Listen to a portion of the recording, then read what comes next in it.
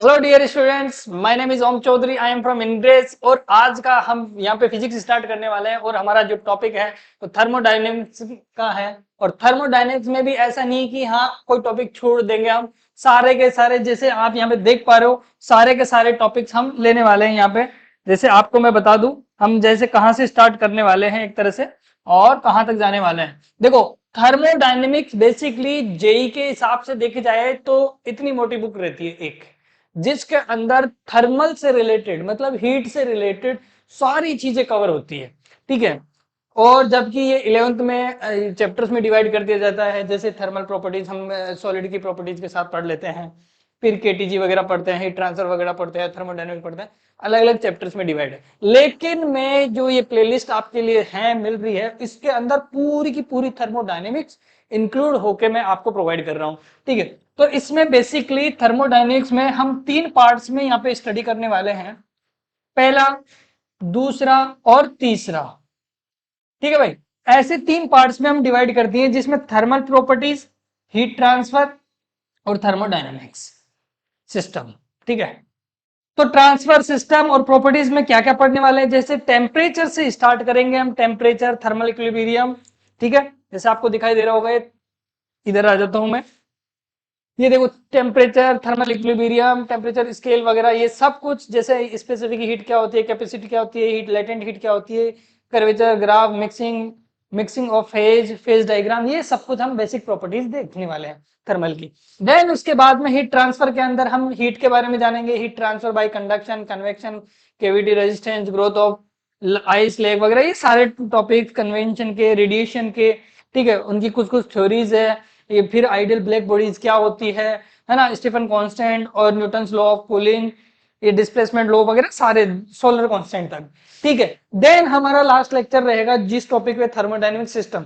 तो सिस्टम में type of system देखने वाले हैं, स्टेट देखने वाले हैं, प्रोसेस देखने वाले हैं, जीरो फ्लो वापस देखेंगे, यहाँ पे भी हम जीरो फ्लो देखेंगे वापस एक बार। ठीक है। और हीट वर्क के बीच में रिलेशन, उसके प्रोसेस, इंटरनल एनर्जी क्या होती है। ठीक है। और जीरो फर्स्ट लॉ। ठीक है। और ये सारे के सारे हम प्रोसेस देखने वाले हैं, isobaric, isochoric, isothermal, adiabatic, polytropic. ठीक है। ये सारे के सारे प्रोसेस देखेंगे। फिर सेकंड लॉ में देखेंगे हीट इंजन, कार्नोट और रेफ्रिजरेटर।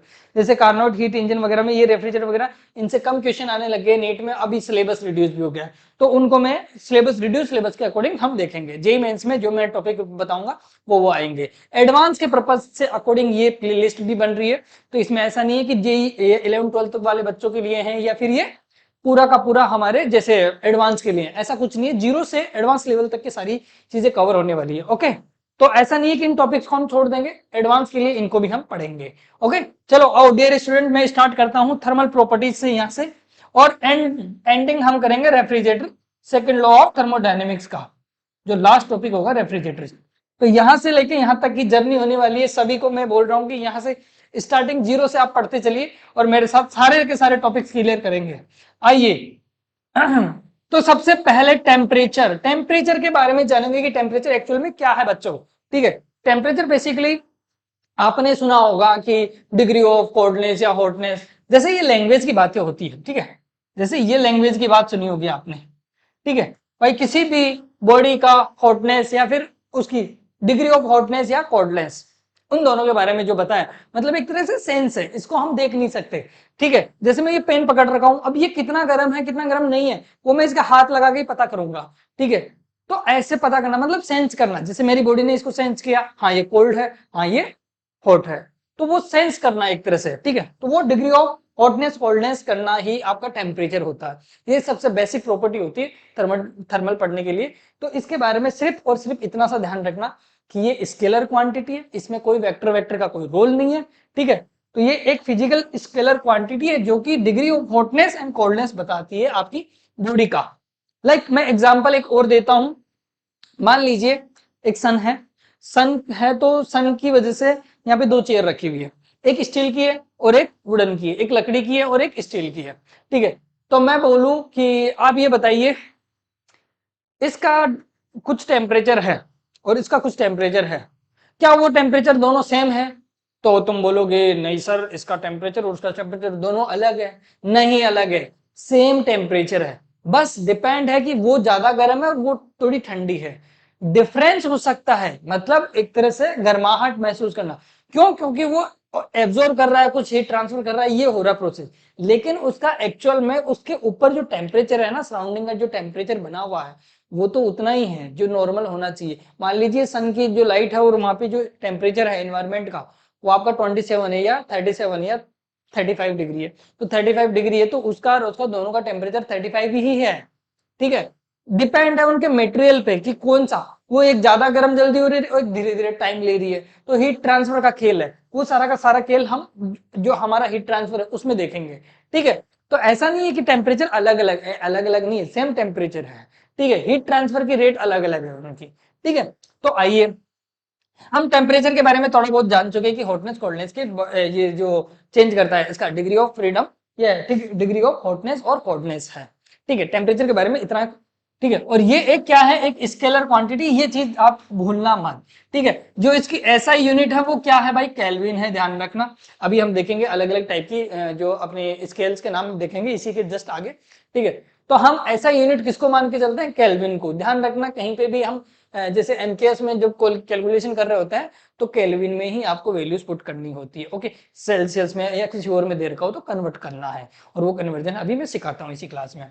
ठीक है जैसे एक एग्जांपल दूं मैं, normal body, normal temperature of the human body, तो ह्यूमन बॉडी का जो नॉर्मल टेम्परेचर होता है ना वो कितना होता है, वो 98 पॉइंट कुछ होता है। अरे 98 पॉइंट क्या भाई, क्या उसमें वैल्यू भी पता होनी चाहिए आपको कि 98 पॉइंट क्या, 98.6 फ़ारेनहाइट होती है, ध्यान रखना। ये केल्विन सेल्सियस में नहीं होता है। तुम बोलो सर रूम का तो सर 27 डिग्री सेंटीग्रेड होता है और 98, अरे भाई इतना नहीं होता है, वो फ़ारेनहाइट में यूनिट अलग होती है। ठीक है ना, यदि तुम 98 पॉइंट ऐसा कुछ ना सेंटीग्रेड में कर दो तो इंसान तो वहीं से लट जाएगा। क्यों? क्योंकि सेंटीग्रेड में तो बहुत कम होता है, 37 डिग्री के आसपास होता है, ध्यान रखना। तो ये अलग अलग स्केल्स के अकॉर्डिंग नापा गया है, ध्यान रखना। स्केल वही जैसे सेंटीमीटर, मीटर है ना, एमएम, मिलीमीटर, ऐसे अलग अलग डिफाइन किया गया ना, तो वैसे ही टेम्परेचर की भी अलग अलग रीडिंग लेने के लिए अलग अलग स्केल्स के नाम रखे गए हैं। तो जो तुम 98 देखते हो ना, या थर्मामीटर में तुम्हारे बुखार वगैरह हो जाते हैं तो उसमें देखते हो 102 हो रही है, 101 हो रही है ना, 104 पे 108 पे सलट जाओगे, समझ रहे हो ना मेरी बात। तो वैसे ही ध्यान रखना वो किस में होती है, वो फ़ारेनहाइट में होती है। ठीक है, और जो हमारा रूम टेम्परेचर दिखा रहा होता है 27 डिग्री सेंटीग्रेड, पूरा बोला करो है ना, तो पूरे से ही समझ में आएगा, तो वो सेंटीग्रेड है। मतलब हमारी ह्यूमन बॉडी 37 डिग्री पे होती है, रूम टेम्परेचर से थोड़ा टेम्परेचर ज्यादा होता है हमारी ह्यूमन बॉडी का नॉर्मली। ठीक है, केल्विन की बात करें तो केल्विन में कितना होगा भाई, ध्यान रखना 310। अब मैं कभी ऐसे बोलूं ना मेरा तो 310 केल्विन टेम्परेचर है, क्या सही है? बिल्कुल सही है भाई, मैं केल्विन बोल रहा हूँ यहाँ पे, तो मेरी बॉडी का टेम्परेचर इतना है, बिल्कुल सही बात है। ठीक है, तो ये माइंड में ये ऐसा मत बनाना कि सर ने 310 बोल दिया, ये क्या बोल दिया भाई। भाई बात एक ही है। ठीक है, केल्विन में बोलूंगा तो इतना, सेंटीग्रेड में बोलूंगा या सेल्सियस में बोलूंगा तो इतना, फ़ारेनहाइट में बोलूंगा तो इतना। ठीक है तो ध्यान रखना ये ऐसा होता है। ओके ये हम इसमें ये इंप्लाइज वगैरह ये हम देखेंगे कि भाई ये कितना कितना इंप्लाइज है, वो आगे देखेंगे हम, ध्यान रखना कि ये 273 क्या है, 0 डिग्री क्या है, ये सब आगे की बात देखेंगे। ठीक है, स्टैंडर्ड टेम्परेचर यही है अपना, एनटीपी बोल दो, एसटीपी बोल दो, ध्यान रखना ह्यूमन बॉडी का अपना यही टेम्परेचर वगैरह है। तो इन चीजों से आप समझ सकते हो कि टेम्परेचर के अलग अलग स्केल के अकॉर्डिंग अलग अलग वैल्यूज हो सकती है। ठीक है, टेम्परेचर के बारे में इतना जान गए बस काफी है, ध्यान रखना डिग्री ऑफ कोल्डनेस हॉटनेस ये स्केलर क्वांटिटी थी और इसकी ऐसा यूनिट क्या है, kelvin. Okay, basic concept clear. चलो नेक्स्ट स्लाइड पे अब आता है भाई हीट। अच्छा सर हीट और टेम्परेचर दोनों अलग बात है, अरे बिल्कुल अलग बात है भाई, टेम्परेचर अलग बात है, एक वो फिजिकल अलग क्वांटिटी है और हीट अलग चीज है, ध्यान रखना। आओ देखो, when two body of different temperature, क्या इनका टेम्परेचर अलग अलग है, कोई भी दो बॉडी है और दोनों का टेम्परेचर अलग अलग है और वो किस में रखी गई है, एक दूसरे के कांटेक्ट में रखी गई है। ठीक है, तो क्या होगा वहां पे एक एनर्जी फ्लो होगी, ध्यान रखना, energy flow from higher temperature to lower temperature. मान लो T1 आपका ज्यादा है, ठीक है, एक बॉडी है यहाँ पे, ए बॉडी है और यहाँ पे बी बॉडी है, दोनों एक दूसरे के कांटेक्ट में रखे हम, ठीक है, और इसका T1 टेम्परेचर आपका ज्यादा है या TA आपका ज्यादा है और TB कम है, है ना। तो एनर्जी किधर से किधर फ्लो होगी भाई, हायर से लोअर की तरफ। ये यूनिवर्सल ट्रूथ है हमेशा। जैसे हाई लेवल वाटर से लो लेवल की तरफ बहता है, क्यों, ड्यू टू ग्रेविटी, है ना। तो ऐसा ही जैसे मैं इलेक्ट्रिसिटी की बात करूं, हाई वोल्टेज से लो वोल्टेज की तरफ करंट फ्लो होता है ना। ये सब कुछ विदाउट फोर्स हम ऐसा नहीं कर सकते, ठीक है, या एक्सटर्नल फोर्स के बिना हम उसकी डायरेक्शन या फिर उसका चेंज नहीं कर सकते। जैसे वाटर लेवल को यहाँ से ऊपर चढ़ाना है तो यहाँ पे कुछ एक्सटर्नल फोर्स लगाना पड़ेगा। एक्सटर्नल फोर्स क्या, जैसे मोटर लगा दिया हमने, मोटर से टंकी बढ़ जाती है ना, बढ़ती है ना। तो वो एक्सटर्नल फोर्स के बिना हम ऐसा नहीं कर सकते, ठीक है। तो इसमें भी ऐसा ही होता है, ध्यान रखना, इसमें भी हाई टू लो ही होता है। अब हाई टू लो क्या, high temperature to low temperature, ठीक है, हाई टेम्परेचर से लो टेम्परेचर की तरफ एनर्जी का फ्लो होता है, ठीक है, लोअर टेम्परेचर की तरफ फ्लो होता है। उसी को क्या बोलते हैं भाई, उस एनर्जी को क्या बोलते हैं, हीट बोलते हैं, ओके। ठीक है, तो ये डिपेंड करता है। और जो जो भी हीट है हमारी, ध्यान रखना, वो आपकी डिपेंड करेगी कि आपका कॉन्टेक्ट कैसा है, कैसी बॉडीज है, क्या टेम्परेचर है। तो टेम्परेचर डिफरेंस होना जरूरी है। अदरवाइज मान लो दो बॉडी है, ये भी 100 डिग्री पे, ये भी 100 डिग्री पे, दोनों पे कॉन्टेक्ट करवाओ, अरे भाई जब टेम्परेचर डिफरेंस ही नहीं है तो हीट का ट्रांसफर होगा ही नहीं। तो नेट हीट ट्रांसफर कितना होगा, जीरो, हीट का फ्लो होगा ही नहीं, ध्यान रखना, ओके। तो देखो यहाँ पे कुछ कुछ पॉइंट्स हैं हमारे जो ध्यान रखना कि heat, for heat transfer there must be temperature difference between the, ये देखो यहाँ पे बोला है मस्ट बी, है ना, इसका मतलब जरूरी है भाई, ये जरूरी है, टेम्परेचर डिफरेंस होना जरूरी है। हीट क्या है, एक ट्रांजिस्ट है, ध्यान रखना, ट्रांसफर होता है अपना हीट में, ठीक है। तो ये पॉइंट्स है आपके। और हीट, हीट क्या है, एनर्जी है, क्या है ये, एनर्जी आपकी, ठीक है। यहाँ पे इसका मतलब इसकी जो यूनिट होगी वो किस में होगी भाई, जूल में, ठीक है। और सीजीएस आपको अर्ग में पता ही है, जैसे नॉर्मल आपकी एनर्जी की यूनिट्स होती है, ठीक है।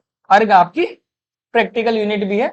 और अच्छा, प्रैक्टिकल यूनिट ये है, ध्यान रखना, जो हम लेते हैं ना, जैसे कुछ भी, मतलब मान लो कोई भी सामान है या फिर कोई भी लिक्विड पदार्थ तुम खा रहे हो, खाने पीने की चीजें खाते रहते हो ना आलतू फालतू, तो उसमें देखना कभी पीछे वहां पे लिखा होता है कि इतना खाने से इतनी एनर्जी, मतलब इसमें इतनी एनर्जी मिलने वाली है।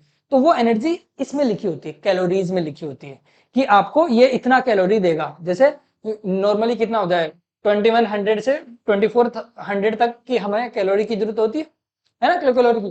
तो उतनी किलो कैलोरी हमें सारा दिन में कहीं ना कहीं से चाहिए होती है, तो हमारा शरीर सही रहता है ना। तो वही, तो कैलोरी मतलब एनर्जी, ताकि हम खाएंगे वो हमारे अंदर जाएगा, उससे हम काम कर सकेंगे, ताकि हमें एनर्जी मिल सकेगी, ओके। तो ये एक तरह से ये प्रैक्टिकल यूनिट है कैलोरी। जूल, अर्ग तो सुना होगा आपने, जूल सुना होगा बेसिकली। तो जूल भी आपकी वही है, एनर्जी की यूनिट, ये भी अर्ग सीजीएस में होती है, और ये प्रैक्टिकल यूनिट कैलोरी में होती है। अच्छा, कैलोरी में और जूल में भी आप वो कर सकते हो, ध्यान रखना। 1 जूल, 1 जूल इक्वल्स टू, ये 10 की पावर 7 है, ध्यान रखना, यहाँ पे 10 की पावर 7 अर्ग होती है, ठीक है। ये मैं बेसिक यूनिट में कॉन्सेप्ट में क्लियर करवाऊंगा आपको। और देखो यहाँ पे 1 कैलोरी इक्वल टू इतना जूल होता है, मतलब 1 किलो कैलोरी होता है, ये 1 कैलोरी होता है ना, वो होता है 4.186 जूल, ध्यान रखना। लेकिन इसको लिख कैसे लेते हैं, ऐसे कैलकुलेशन के लिए ध्यान रखना, 4.2 जूल, लगभग इतना लिख लेते हैं हम, 4.186 की जगह 4.2 जूल। तो ये बार बार भी याद रखना आप, ठीक है, कि 1 कैलोरी इक्वल टू 4.2 जूल, क्योंकि कई बार है ना क्वेश्चन में कैलोरी में दिया रखा था, जूल में अपने को कन्वर्ट करना होता है, ओके। तो ये 4.2 जूल, ये आप हीट के बारे में थोड़ा बहुत ध्यान रखना, बाकी हम हीट ट्रांसफर में सारा सब कुछ क्लियर करने वाला है। तो टेम्परेचर आपने देखा, और इसके बाद में क्या देखा आपने, हीट देखा कि हीट बेसिकली क्या है। तो टेम्परेचर अलग चीज है, हीट अलग चीज है। टेम्परेचर एक फिजिकल क्वांटिटी है, स्केलर क्वांटिटी है, टेम्परेचर सेंस वगैरह के ऐसे करते हैं हम, है ना। हीट क्या है, एनर्जी है, ध्यान रखना। जो हाई टेम्परेचर लो टेम्परेचर की तरफ जो मूव एनर्जी होती है उसको हीट बोलते हैं। चलो भाई आओ, अब आता है थर्मल इक्विलिब्रियम। थर्मल इक्विलिब्रियम क्या है भाई, चलो देखो। थर्मल इक्विलिब्रियम को समझने के लिए पहले एक चीज समझ लेते हैं, जीरोथ लो क्या होता है। जीरोथ लो थर्मल इक्विलिब्रियम के ऊपर ही है, बट बेसिकली क्या होता है, थर्मल इक्विलिब्रियम का मतलब है दो बॉडीज सेम टेम्परेचर पे रखी हुई है। इसका मतलब जिस सिस्टम में, मान लो वो एक सिस्टम है ना, तो दोनों बॉडीज क्या होगी, थर्मली इक्विलिब्रियम होगी, ठीक है, यदि उन दोनों का टेम्परेचर सेम है तो, ठीक है। अब जीरोथ लो जीरोथ ने क्या बोलते हैं, जीरोथ भाई साहब क्या बोलते हैं कि मान लीजिए दो बॉडी रखी हुई है, 1 और 2, और यहाँ पे एडियाबेटिक वॉल से रखी हुई है, इनके बीच में क्या है, ये एडियाबेटिक वॉल है, और एक तीसरी बॉडी है जिसके बीच में हमने एक वॉल लगा दी यहाँ पे, डाइथर्मिक।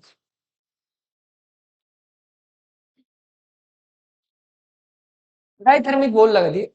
ये वोल्स क्या है, एडियाबेटिक वोल का मतलब है कि आपका हीट का ट्रांसफर नहीं हो सकता, कोई लेन देन नहीं हो सकता, ठीक है, हीट का, उनको एडियाबेटिक बोलते हैं, रुकावट, सिंपल सी लैंग्वेज में। और डाइथर्मिक का मतलब है इनके बीच में हीट ट्रांसफर हो सकता है, ठीक है।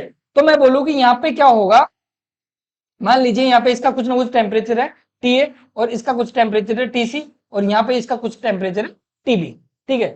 तो जब हम डाइथर्मिक वॉल से रखते हैं तो यहाँ पे क्या होता है, इसका इसका हीट ट्रांसफर होना स्टार्ट होता है ना, और फिर जब इसके बाद में जब इसको इसके कांटेक्ट में रखते हैं तो इसका भी एक तरह से होगा। और हीट जब तक, मतलब हीट का ट्रांसफर जब तक होता है जब तक इक्वल ना हो जाए, टेम्परेचर दोनों बॉडीज के इक्वल नहीं हो जाए, जब तक हीट ट्रांसफर होता रहेगा, ठीक है। तो इसका इसमें और इसका इसमें होता रहेगा, ठीक है, और बाद में इसका इसमें होगा और इसका इसमें होगा, ठीक है। तो मैं बोलूं कि बाद में टीए और टीसी, टीए और टीसी यदि थर्मली इक्विलिब्रियम में आ गए, इन दोनों का टेम्परेचर सेम हो गया, है ना, और मैं ये बोलूं कि इनका भी कुछ समय बाद में टीसी और टीबी का टेम्परेचर इक्वल हो गया, इसका मतलब हम ये बोल सकते हैं कि ये तीनों की तीनों बॉडीज थर्मली इक्विलिब्रियम में हैं। और इसका मतलब ये भी है कि जो टेम्परेचर टीए का होगा वो ही टीसी का होगा, ये टीबी का होगा, ध्यान रखना। डायथर्मिक बोल है लेकिन फिर भी टेम्परेचर इक्वल है, मतलब ये तीनों की तीनों बॉडीज थर्मली इक्विलिब्रियम में है, इसी को थर्मल इक्विलिब्रियम बोलते हैं। बेसिकली सिंपल सा कॉन्सेप्ट है, टेम्परेचर सेम हो जाता है और ये टेम्परेचर इक्वल हो जाते हैं, ओके, थर्मल इक्विलिब्रियम में। अब आता है टेम्परेचर स्केल। अच्छा भाई, टेम्परेचर स्केल जैसे आपने लेंथ के लिए सुना है ना, लेंथ के लिए एक मीटर होता है, एक फीता होता है, उसमें मीटर वाली स्केल होती है, 1 मीटर 2 मीटर ऐसे लंबा लंबा, एक छोटी वाली स्केल होती है ना। तो वो सब क्या कर रही, तो मेजर लेंथ को ही है ना। वैसे ही हम भी इसमें अलग अलग टाइप की स्केल्स पढ़ेंगे जो कि टेम्परेचर को मेजर करती हो, ठीक है। तो इसमें सबसे पहले ध्यान रखना भाई, मेजरमेंट ऑफ द टेम्परेचर वाला टॉपिक हम देख रहे हैं, तो इसमें जो इसकी स्केल होती है उसको बोलते हैं थर्मोमीटर, ठीक है। इसका नाम होता है क्या, थर्मोमीटर। नाम सुना होगा आपने, भी देखा होगा, आपके घर में भी रखे होते हैं छोटे मोटे थर्मोमीटर जो हम देखते हैं मुंह में डाल के या फिर इधर डाल के, कि वो उसका टेम्परेचर, अपना बॉडी का टेम्परेचर ज्यादा है कम है, कि अपने को बुखार तो नहीं है, फीवर तो नहीं है, ये चेक करते हैं ना ऐसे।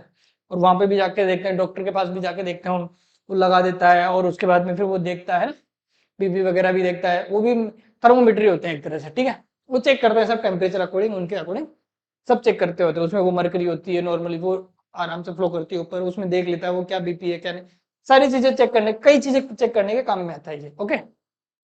तो थर्मोमीटर, थर्मोमीटर बेसिकली अपना एक ऐसा डिवाइस है जो कि टेम्परेचर को मेजर करता है, ओके। तो इस टाइप से होता है, देखो यहाँ पे इसके कुछ स्केल्स होती है, यहाँ पे एक लिक्विड होता है, लिक्विड में वो भरा होता है अपना, हो सकता है मरकरी, हो सकता है और भी कोई लिक्विड हो, ऐसा एक लिक्विड भरा होता है और वो हमें टेम्परेचर मेजर करने के काम में आता है। जहां तक ये होगा, जैसे ऐसा मटेरियल होता है जो कि उसके आसपास आसपास ऐसा हो ताकि वो उसके टेम्परेचर के अकॉर्डिंग चेंज होता हो, ठीक है। जैसे यहाँ पे 27 डिग्री हो गया तो 27 के अकॉर्डिंग वो वहां तक मूव हो जाएगा अपने आप। और ये बहुत छोटी सी ट्यूब होती है, जिसमें ये सरफेस टेंशन वाले चैप्टर में भी हम पढ़ेंगे कि इसमें और भी क्या क्या वैल्यू होती है, वो एडवांस वाला टॉपिक के साथ पढ़ेंगे हम पूरा पूरा, ठीक है।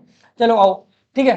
थर्मोमेट्रिक प्रॉपर्टीज आपको पता होना चाहिए। अच्छा, इसके अंदर एक्चुअल में बेसिकली कैसे, अभी मैं स्केल बनाना सिखाऊंगा। स्केल तो वही है, मेजर करने का, अपना टेम्परेचर मेजर करने का बेसिकली, ठीक है।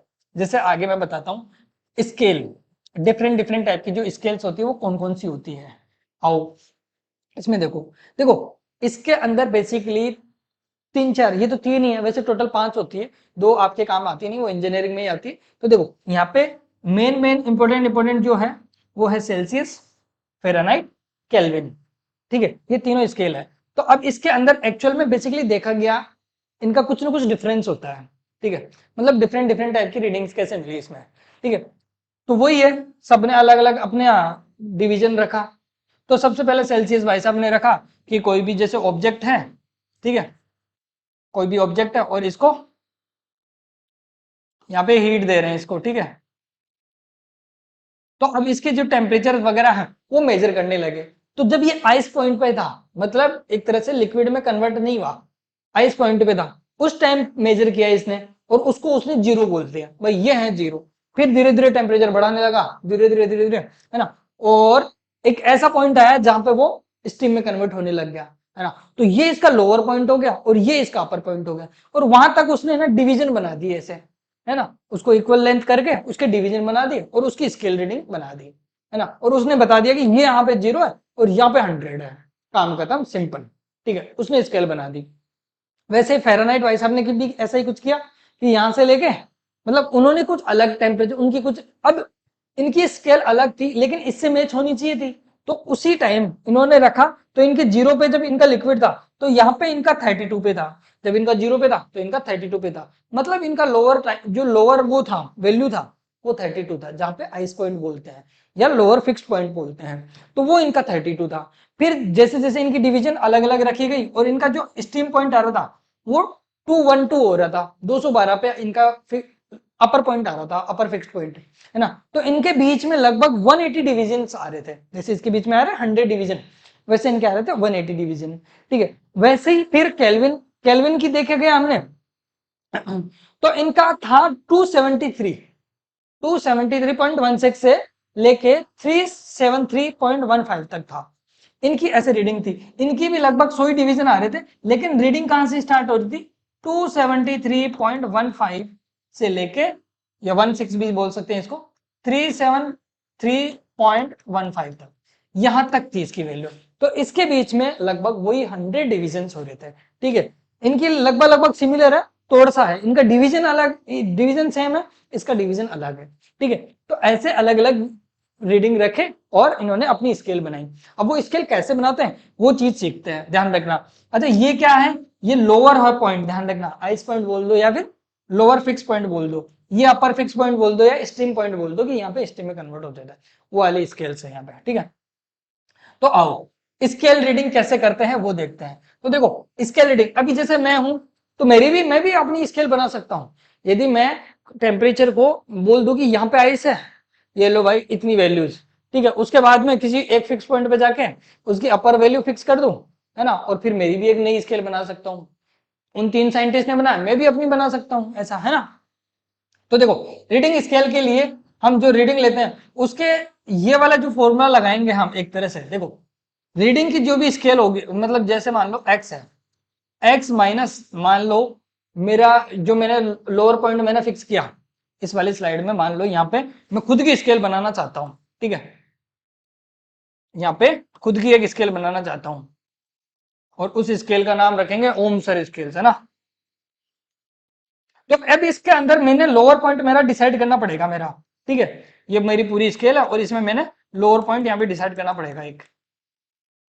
तो यहाँ पे मैंने मान लो यहाँ पे मैंने कर दिया 20, ठीक है भाई, मेरा लोअर पॉइंट 20 पे है और यहाँ पे जो मेरा अपर पॉइंट है वो है 80 पे, ठीक है।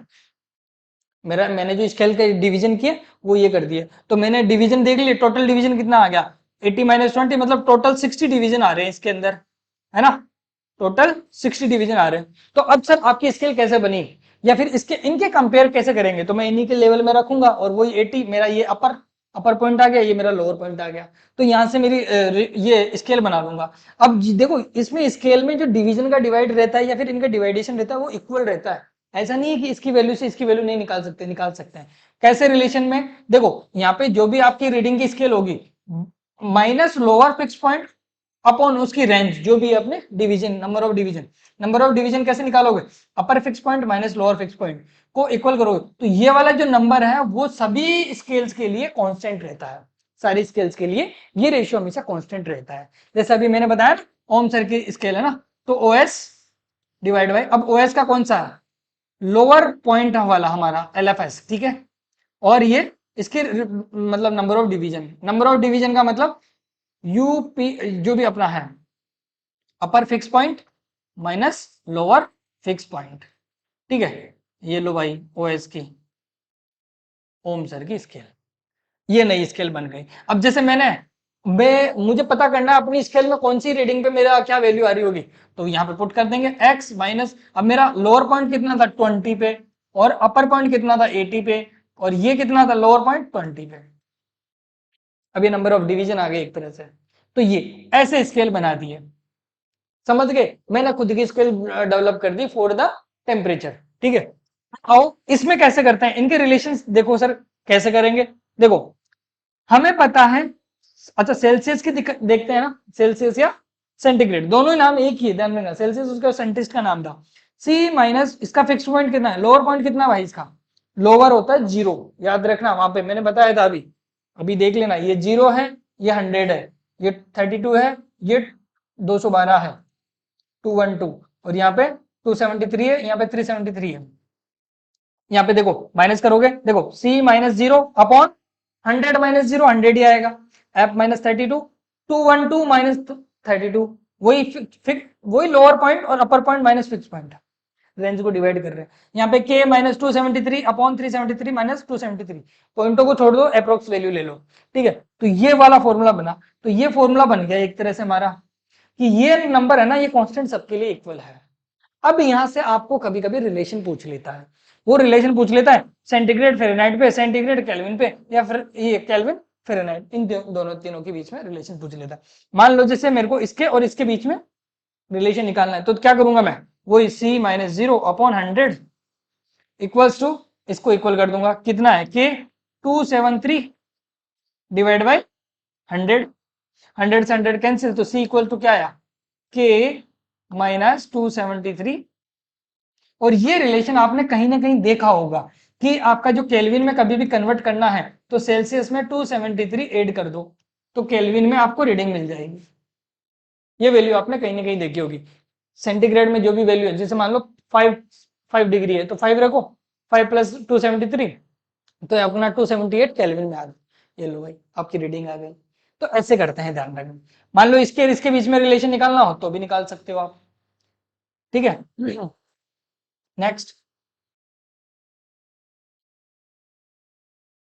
चलो एक बार इसके इसके इन दोनों के बीच में भी रीडिंग बता ही देता हूं कि कैसे आएगी। देखो c माइनस 0 अपॉन कितना 100 है ना, ये रिलेशन बिटवीन किसके बीच में है, ध्यान रखना, relation between c and f, centigrade और फ़ारेनहाइट के बीच में, तो c अपॉन 100 और f माइनस 32 अपॉन, इसमें माइनस करो, ये इसमें से माइनस करोगे ना तो 180, 180 डिवीजन, ध्यान रखना, इसी का ध्यान रखना होता है, बाकी तो 100 है सबके, तो 180 डिवीजन, तो 180 डिवीजन लो भाई, इसमें कर लिया, तो देखो यहां से तुम करोगे ना तो यहाँ पे आएगा c अपॉन 100, एक जीरो काट दो, c upon 10 equals to f minus 32 upon 18।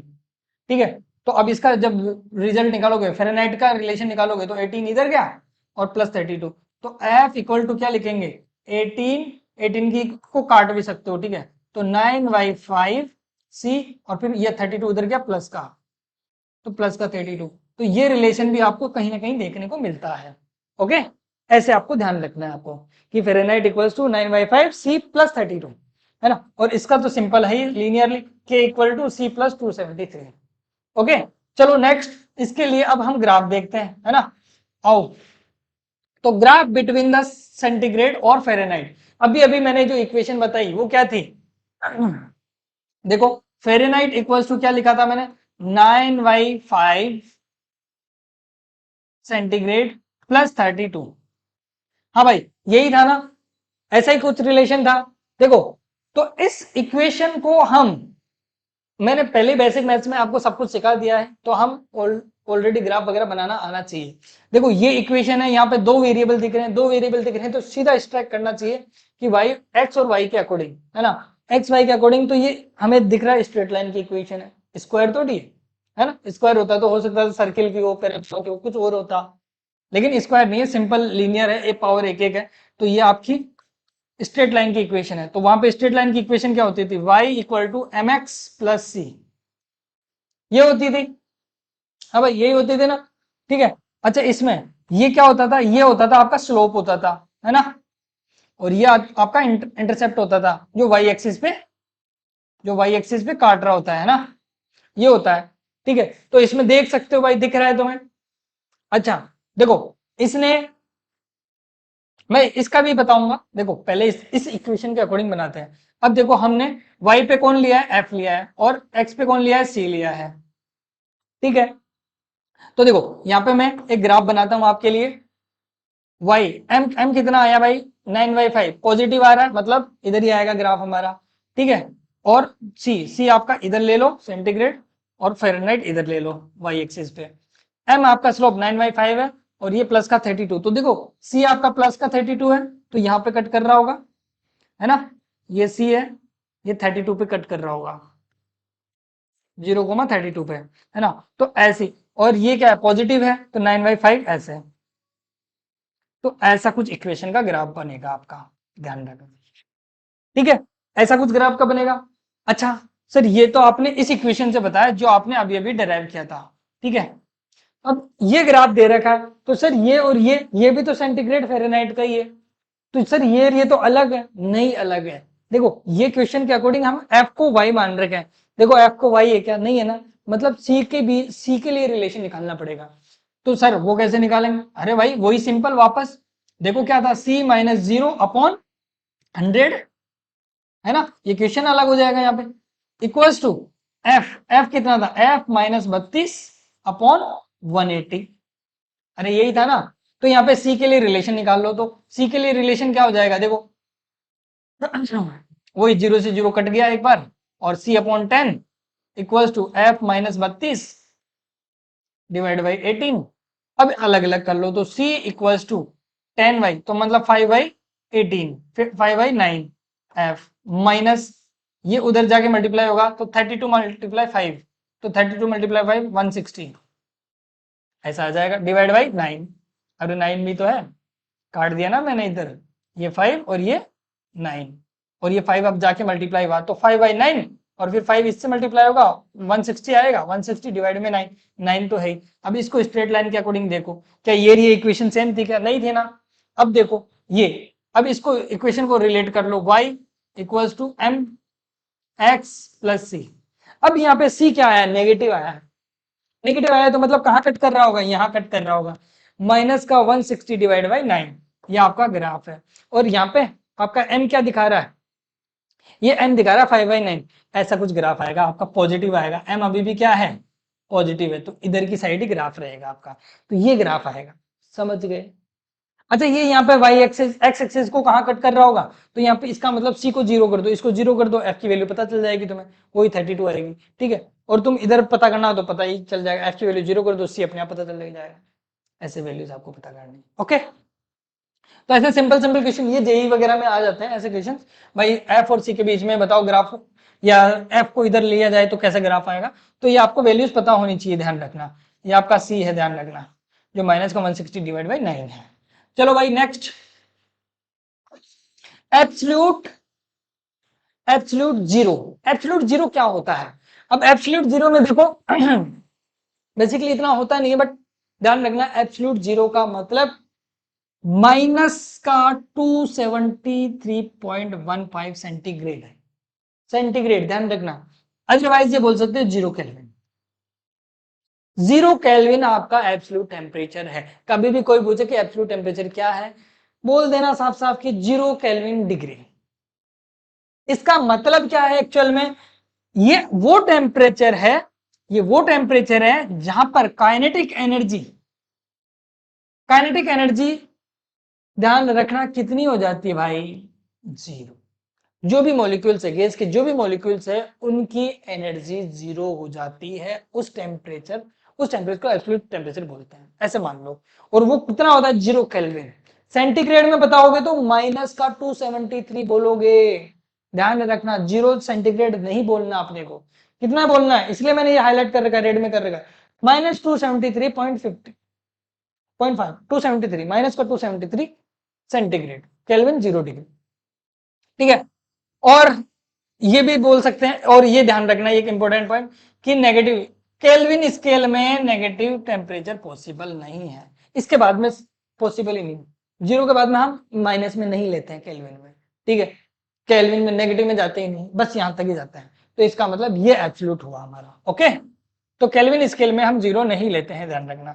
जैसे यहाँ पे एक क्वेश्चन आ गया है आपके पास कि temperature of the patient is 40 degree, ठीक है, उसको कुछ गर्माहट महसूस हो रही है, कोई भी है, 37 नॉर्मल होता है ना अपना, तो 40 डिग्री सेंटीग्रेड है, ध्यान रखना सेंटीग्रेड में है।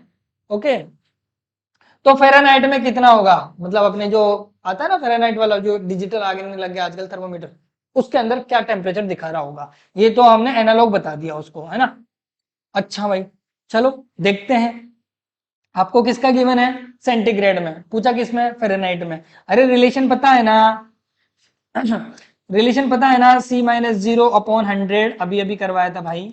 फ़ारेनहाइट का कितना था, F-32 डिवाइड बाई 212 माइनस 32 करोगे वही 180।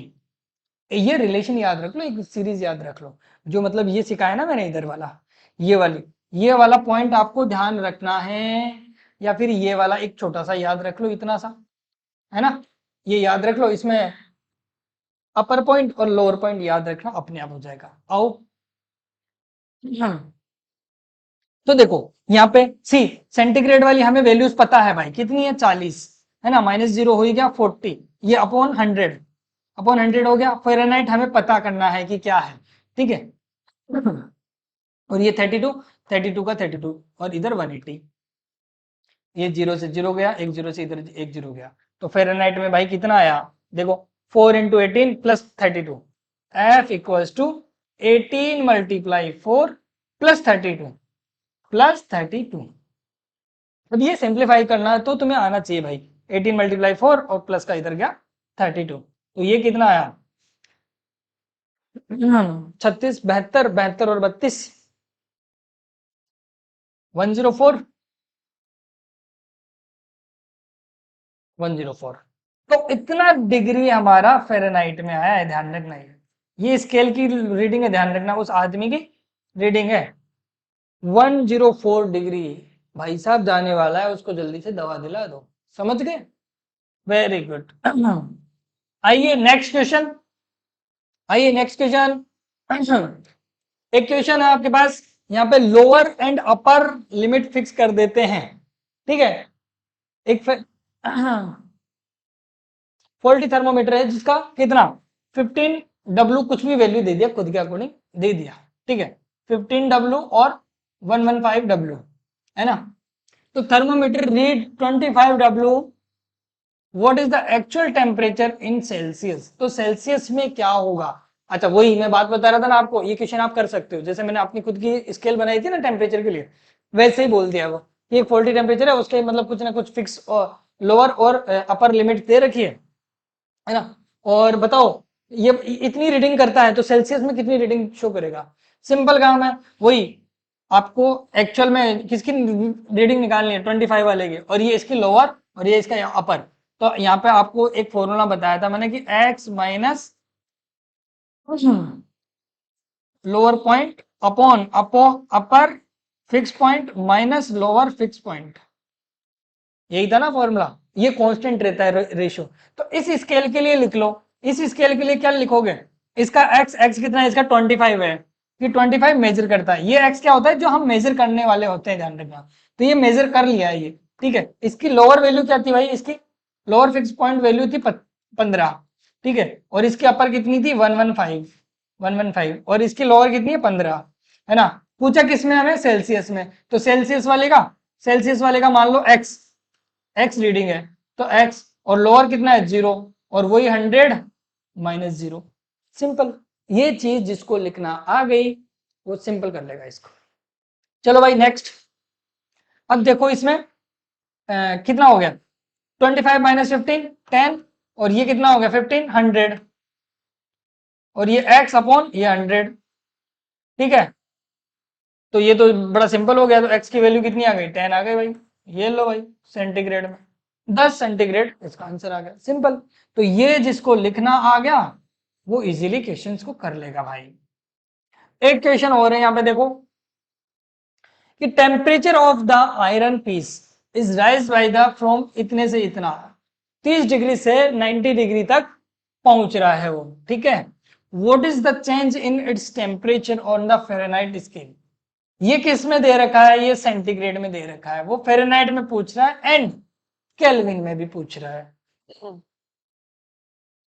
ऐसे क्वेश्चंस को करने के लिए ध्यान रखना आपको, इसमें मैं डायरेक्टली बता देता हूं, देखो इधर एक चीज ध्यान रखना, डेल्टा टी अपॉन जो भी उसकी रेंज है